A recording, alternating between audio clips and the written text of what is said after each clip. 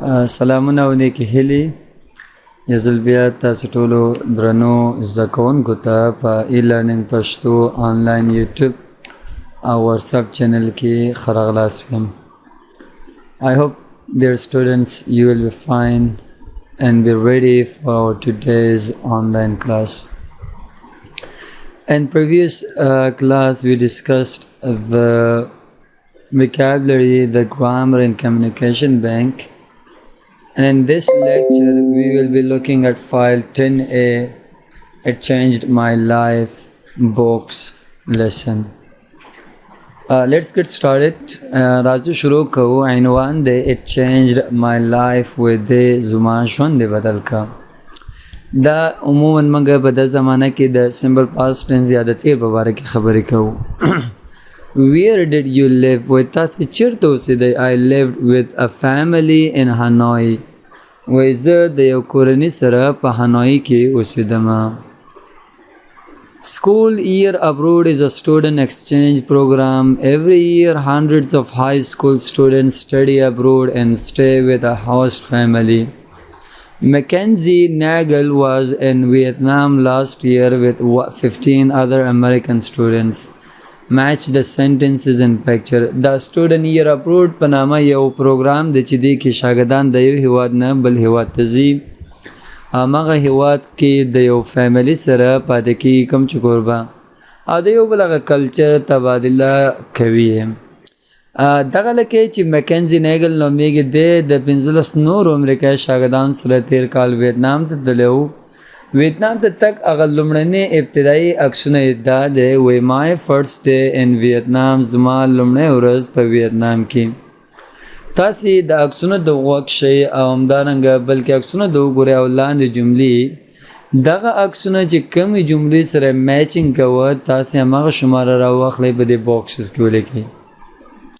که چېرته تاسو لومړی عکس ته توجه کې د مورې ژاړې د لکۍ په تک باندې نو لیکلی دی وایي my mother cried at the airport in New York. وایي مور مې په ایرپورټ کې وژړل. په همده ترتیب سره ویډیو سټاپ کوئ دا خالګاوي تاسې ډک کړئ. اوس راځو غوږ شئ تاسې listen and check your answers. were you right or wrong؟ دا چې تاسې دلته نمبر یا شمارې هم ورکړه اوس تاسې وګورئ آیا ستاسې کم نمبرینګ چې و یا شمارې ورکول صحیح دي او که غلط دي. let's find out. 4.2 1. My mother cried at the airport in New York. 2.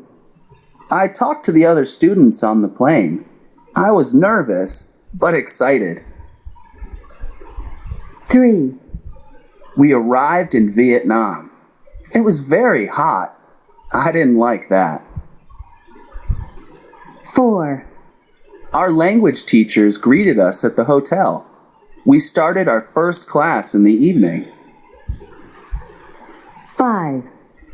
I learned how to say ciao, hello, and gamon, thank you. 6.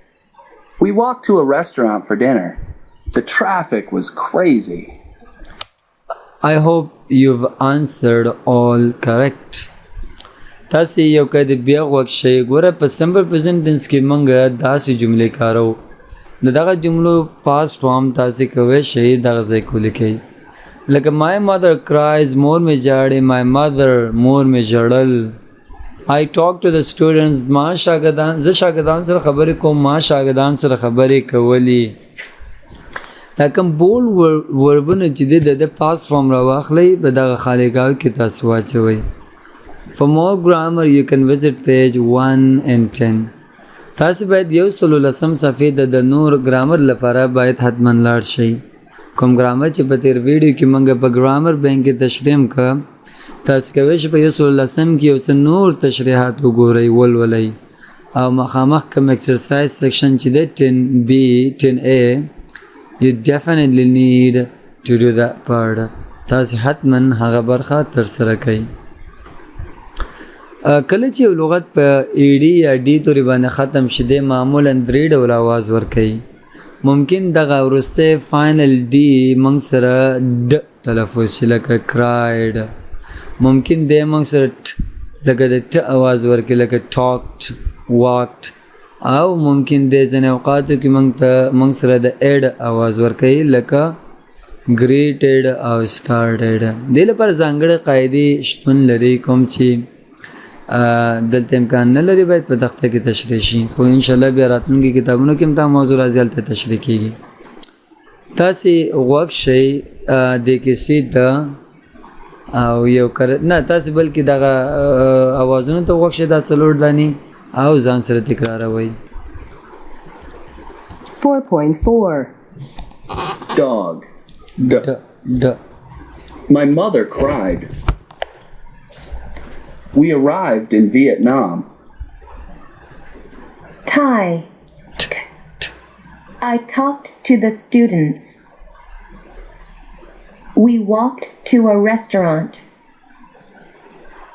Id. Our teachers greeted us. We started our first class. تاسې وګورئ بیا دغه خبرو د غوږ شئ دغه لکه د تک وخت کې چې کومې خبرې کړي دي او دلته کوم هایلایټډ ورډ چې دی دا زیړ شوي د د وروستی ډي تلفظ ته غوږ شئ او آیا دا وروستی ډي څه ډول تلفظیږي ځان سره فکر وکړئ. 4.5 1 My mother cried at the airport in New York.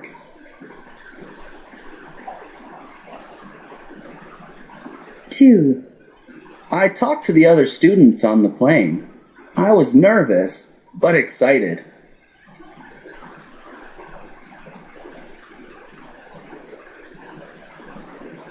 3 We arrived in Vietnam. It was very hot. I didn't like that.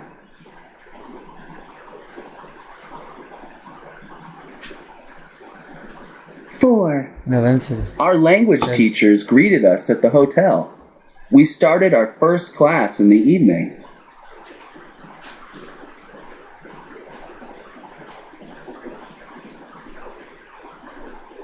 5 I learned how to say ciao, hello, and gamon, thank you.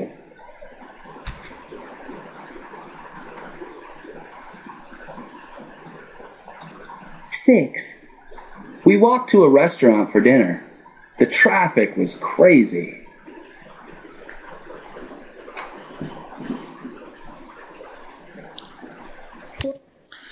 دا موږ سره دغه پیج کې درسونه راځو دی بل طرف ته. دا هغه پوښتنې دي چې موږ په تیر ویډیو کې یا په تیر درس کې ما در سره په کمیونیکیشن بینک کې شریکې کړه. وای د تیر په باره کې پوښتنه وکړئ یا تاسو خپل معلومات ورکړئ لکه I visited a museum, I watched TV او همدارنګه نور. او بیا کوي چې تاسو دینه پوښتنه هم جوړ کړئ لکه did you visit a museum؟ آیا تاسو د میوزیم نه لیدنه هم کړې او تاسو بیا ځواب ورکړئ په تیر فارم کې یا په تیر زمانه کې. دا ټولې پوښتنې که چې د پارټنر تاسو لرئ یو بل سره دا پوښتنې شریکې کړئ. همدارنګه یو څه پوښتنې دي چې موږ سره جوړیږي دا پوښتنې هم تاسو باید یو بل نه وکړئ. ګوره پوښتنه په دې ډول جوړیږي په سمبل پاست ټینس کې مکینزي لرن ټو سے هلو په ډیټ باندې پوښتنه کوي شي. ډیټ مکینزي لرن هاو ټو سے هلو؟ ډیټ هیز مدر کرای؟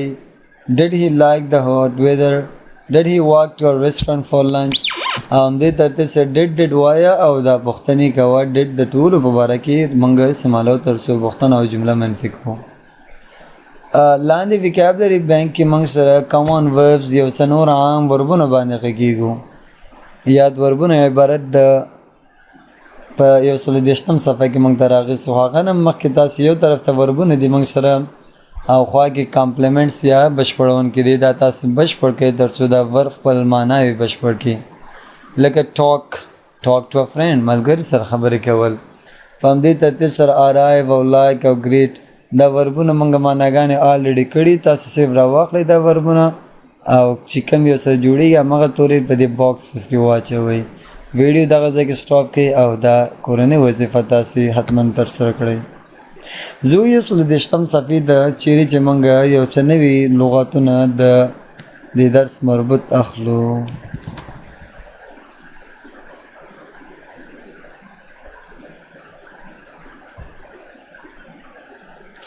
تاسو وکړئ او دا لغتونه ځان سره تکراروئ. دغه لغتونه چې موږ وکابلري کې ویلي وو. 4.6 1 Cook a meal. cook a meal معنا خواړه پخول. Help people. خلکو سره مرسته کول. 3 Laugh. خندل. 4 Look in the mirror. ششه کې کتل خیخه کې. 5 Miss your family. کورنۍ یادېدل. 6 Move to a new house. 7 Travel by taxi. ټیکسي کې سفر کول. Travel by motorcycle. Travel by train. 8 Try new food.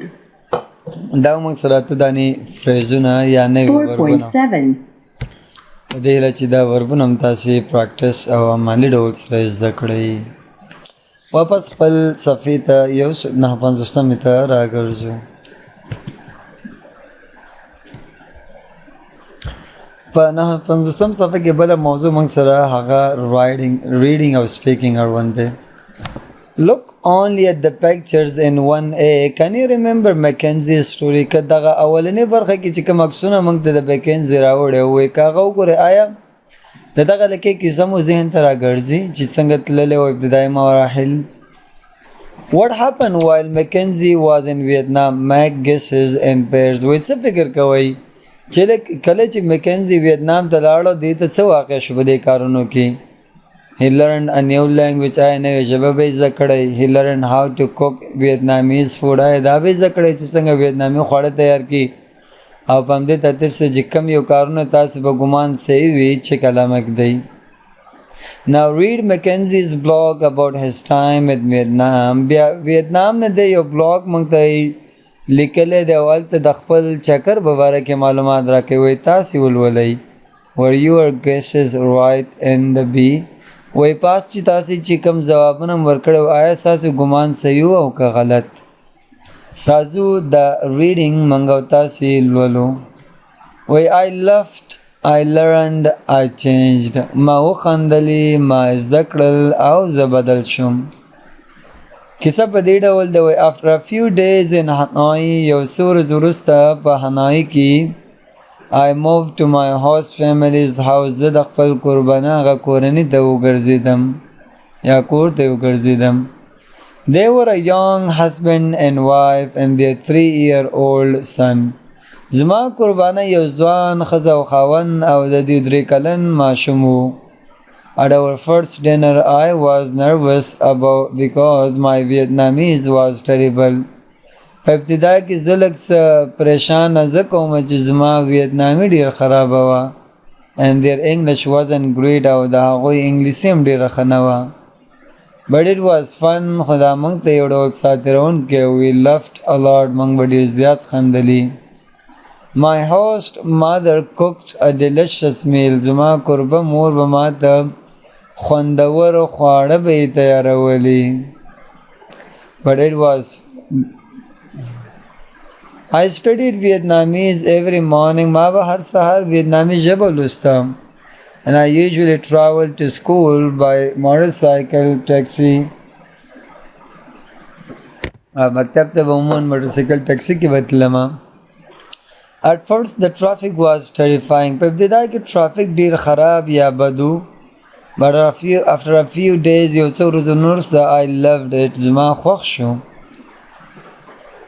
After a few months یو څه میاشتې وروسته my Vietnamese was good. زما ویتنامي ژبه ډېره ښه وه.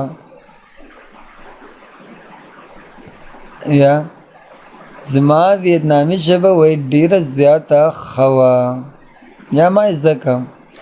My Vietnamese friends helped me a lot. زما ویتنامي ملګرو ما سره ډېر مرسته وکړه. I also talked to people on the street. او خلک سره کوڅو کې به ویتنامیانو سره به مې خبرې کولې. I visited a lot of beautiful places in Vietnam. په ویتنام کې ډېر زیات ښکلي ځایونو ته زه وګرځېدم. But my favorite thing was the Vietnamese people. خو زما د خوښې چیز هغه د ویتنامي خلک وو. They are nice and friendly. دا داسې خلک دي چې ډېر ښه او دوستانه دي. And family is very important to those. او کورنۍ دا کسانو ته هیڅ نوع ضرورت نه لري. and family is very important to them او دوی لپاره کورنۍ ډېر زیاته مهمه ده. I sometimes missed my family in the US. وی کله کله په امریکا کې زما کورنۍ یادېده. I also missed pizza. Pizza به مې یادېده. There were a few pizza restaurants in Hanoi. په هنوای کې چونکې یو څه پیزا رسټورانټ وي but they weren't the same. خو هغسې نه وي چې نیویارک کې به تیارېده. I changed a lot in 5 months. 5 میاشتو کې ما ډېر زیات تغیر وکړه. I learned ما زده کړه new language یو نوې ژبه. and I learned ما یو نوې ژبه زده کړه. and I learned how to enjoy new people and customs. دا مې زده کړه چې څنګه نوي خلکو او نوي مشتریانو سره راحتمند اوسي او همدارنګه څنګه مرسته وکړی شي. I loved my host family. زما کوربه فیملی ډېر زیات خوښېده. I am in the US now. اوس د امریکا کې یم and I miss them a lot. اوس مې هغوی یادېږي. راځو go back معنا واپس تلل. Read the text again and circle the simple past verb. What is the best form of each verb? دا مقاله یو دفعه بیا ولولئ. دې کې څو دفعې simple past tense ایډي والا وربونه کارېدلي هغه په نښه کړئ او بیا د دې اصلي حالت څه شی دی هغه راته وایي. وروستی موضوع وایي do you know anyone who lived in another country or city? وایي داسې څوک پېژنئ چې په یو بل هېواد کې یا ښار کې اوسېږي. where were they? what did they want to do? was it fun? دوی څه غواړي وکړي او آیا what did they do? هغوی څه وکړه؟ آیا ساتېرونکي وو او که نه؟ د اړوند تاسې پوښتنه وکړئ که نه نو دا پوښتنې سبا زه درنه کومه. دا اوس موږ د نن ورځې آنلاین درس مربوط د فایل 10A سیکشن درس تر هغې چې موږ سره بیا یو ځای کوو په آنلاین درس کې. تاسې ټولو ته ښې چارې او نیکې هیلې.